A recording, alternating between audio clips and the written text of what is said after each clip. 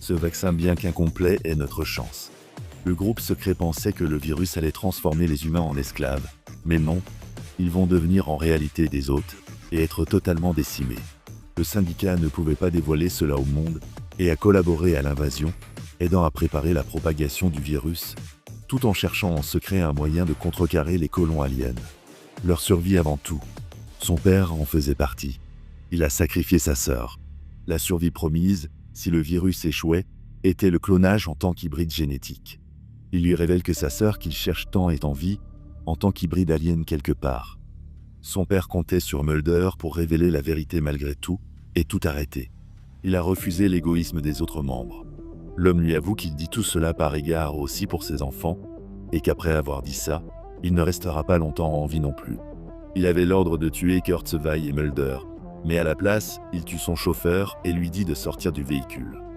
Il doit retrouver et donner le vaccin à Scully aux coordonnées dans moins de 96 heures.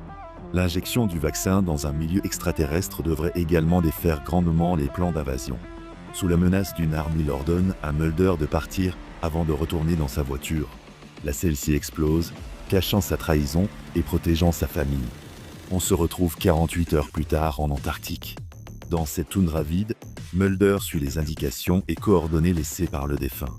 Dans un désert blanc, il découvre alors une base secrète. Sans hésiter, il fonce vers la base. Le sol s'effondre alors sous ses pieds. Il atterrit dans un tunnel. En explorant, il arrive à la zone de recherche. Il y découvre, sous la glace, des corps en hibernation, humains et non humains. Sans le savoir, l'homme à la cigarette vient de découvrir le véhicule de Mulder et prépare ses troupes. Il se trouve dans un bâtiment immense, d'une technologie inconnue et d'une supériorité certaine. Un vaisseau extraterrestre vieux de millions d'années est toujours en fonction. Sur l'une des plateformes, le caisson contenant Scully. Au péril de sa vie et sans peur, il fonce la rejoindre. Il descend le mur grand comme un gratte-ciel, mais finit par glisser sur la surface. Il arrive à se rattraper au dernier moment, évitant une chute mortelle. Le bâtiment semble vide. Il arrive au niveau du caisson, mais celui-ci est aussi vide. Mais le collier de celle-ci est bien là. Il investigue alors les corps en animation suspendus, enfermés dans des cocons, des tuyaux les reliant aux structures. Des inconnus. Et dans le dernier, l'agent Scully. Il brise son cercueil de verre et la libère, mais celle-ci reste inerte. Il utilise alors le vaccin mystérieux donné par le membre du syndicat.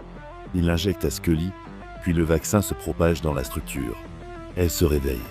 Mais quelque chose d'autre se réveille aussi. La structure se met à vibrer, comme si elle revenait à la vie. Dehors, tout le monde fuit la zone.